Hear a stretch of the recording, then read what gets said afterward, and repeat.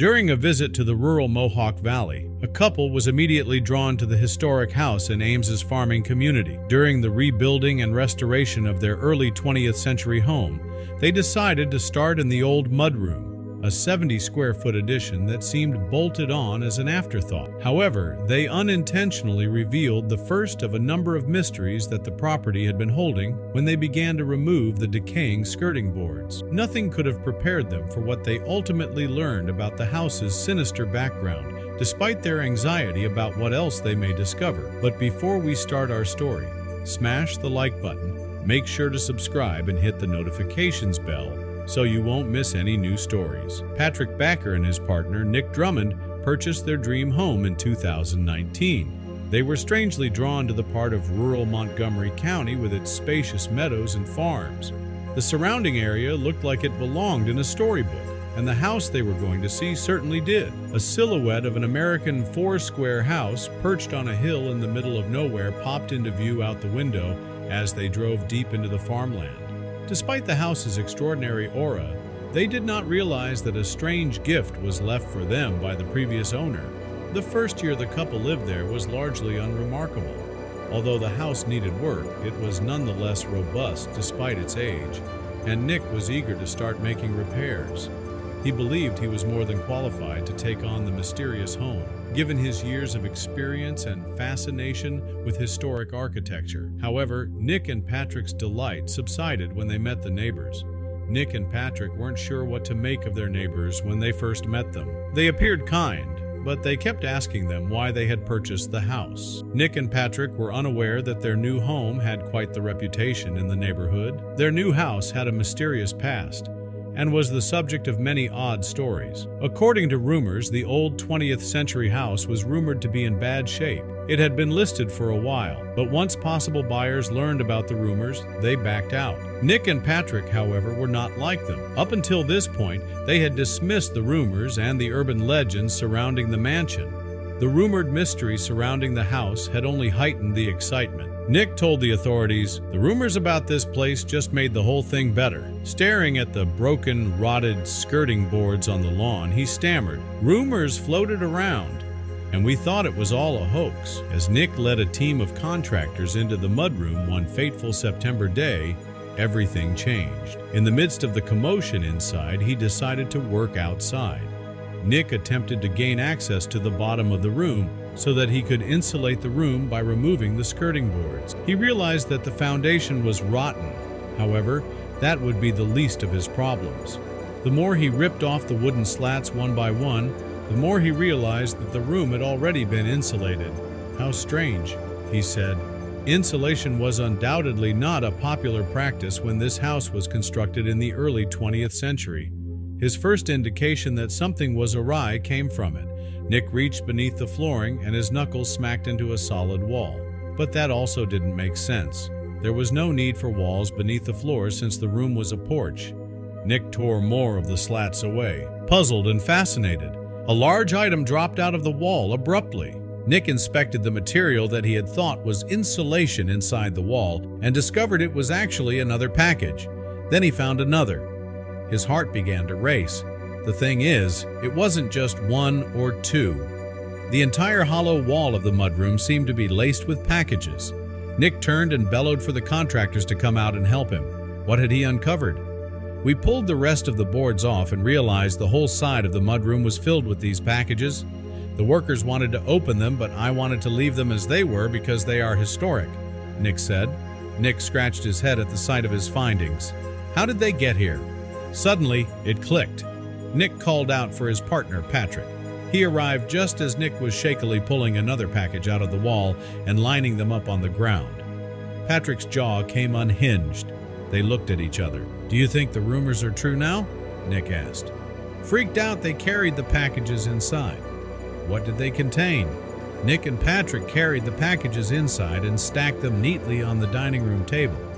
But when they carefully inspected the first one, they were stunned by what they saw. What was inside the brown and tattered packages could be proof that all the rumors about the house were true.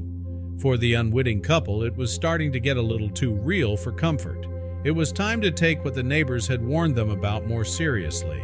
With the discovery of the packages, Nick worried that perhaps there was much more to this house than they initially thought. They began to delve into the house's history and found the notorious man who built it. The house, as it turned out, was built in 1915 by an enigmatic real estate dealer known around the Mohawk Valley as Count Adolf Humpfner, dubbed by locals and newspapers as the mystery man of the Mohawk Valley. It was rumored that he was an unsavory character who possibly had ties to none other than the Mafia. Nick and Patrick huddled around their laptops as they began to read the riveting story of this curious man's life and when he ended up building their house. You see, the house was built before the Roaring '20s, but what Nick had just stumbled on was fascinating. They read with their eyes wide at the man's hidden cache of criminal secrets. Nick and Patrick now had an idea of what they were dealing with. When they delved deeper into the house's history, what they discovered left them feeling queasy. Count Adolf Humpfner went under several aliases. He had fled his Bavarian family home and settled in Ames, and his first wife had gone missing in 1912. Indeed, even Adolf Humpfner's demise seemed shrouded in mystery. Harry Barry, the executor of his large estate, was the only witness. Now that the rumors about the house were confirmed, what other ghosts of its former occupants still stalked the old mudroom? The Count had left behind over $140,000 on his passing in 1932, an enormous sum back then, as well as the deeds to the local school gymnasium, a bank, houses in New York City and New Jersey, and foreign bank accounts in various names. But where he had made this money was another story. So, what had Nick and Patrick found? The strange bundles that were hidden in the mudroom were, in fact, bottles of bootlegged whiskey. Humpfner had hidden them in the walls during a time when the sale and production of alcohol were illegal, and incredibly, they'd remained hidden there ever since. Humpfner's businesses and even his truck had secret hiding places that were revealed upon his passing. But there was something else hiding in his home in Ames. Nick and Patrick had just uncovered the first signs of the criminal dealings that went on in their home a century ago, but that wasn't enough to put Nick off. Soon enough, curiosity got the better of him. Nick knew that with a man like that, he must have hidden more in this secretive house. A few days went by and I thought, what else is in that mudroom? Nick said in an interview. He immediately thought about the crawl space hatch they'd seen. The previous owner had told them that the hatch led to an abandoned well. But then I said, oh my God, now we have to crawl into that hole, Nick recalls.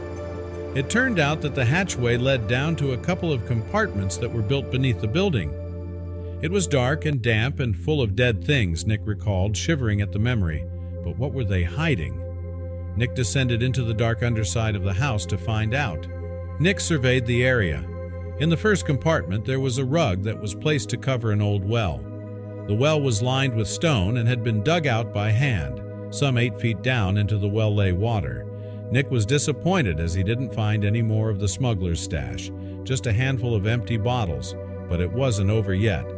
Nick, with Patrick in tow, crept down into the second hidey hole. The first thing that was weird was we didn't see any floor joists, Nick explains. Then we noticed a solid ceiling made up of a bunch of boards, and all the boards were attached with flathead screws. But why would someone do that? Instead of joists to support the floor above, Nick could see solid wooden slabs. The flathead screws were obviously used to remove the boards easily. There would never have been a ceiling in a crawl space. That was never an insulated room. So that made no sense either, Nick explained. So I thought, there's something in the floor. This is so crazy, Patrick says in an interview. Those 2 boards in the mudroom, why didn't anyone rip them up? There's a weird romance in the anticipation of that. Is it filled with jewels? Is it a body? Is it money? You only get that once. I like the anticipating. We knew the hatch existed, but it's an unfinished mudroom, he said. It's just crawl space access. We never really thought about it. Previous owners said that's just how you get to the abandoned well. Nick and Patrick pried a few boards back and found 4 more packages, but decided to leave them where they were. We have a legend here that is real, Patrick explains. When do you get those? And that's one reason why we haven't taken the rest of the bundles up yet from under the mudroom. but there may have been a reason for the well that the couple hadn't anticipated. So I crawled in the hatch and got this photo of the abandoned well under the floor.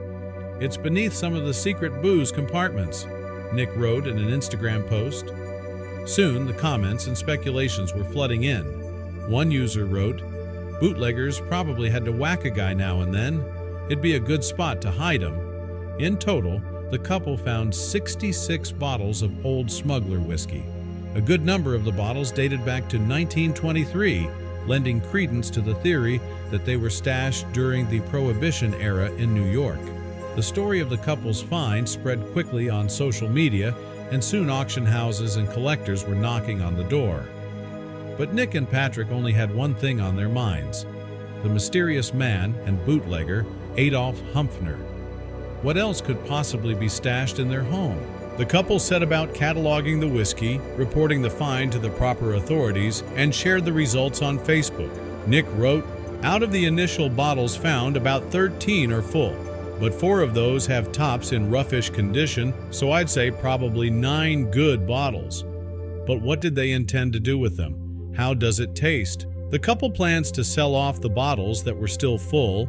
Nick estimates that each one would bring in around $1,000. The empty bottles wouldn't go to waste either.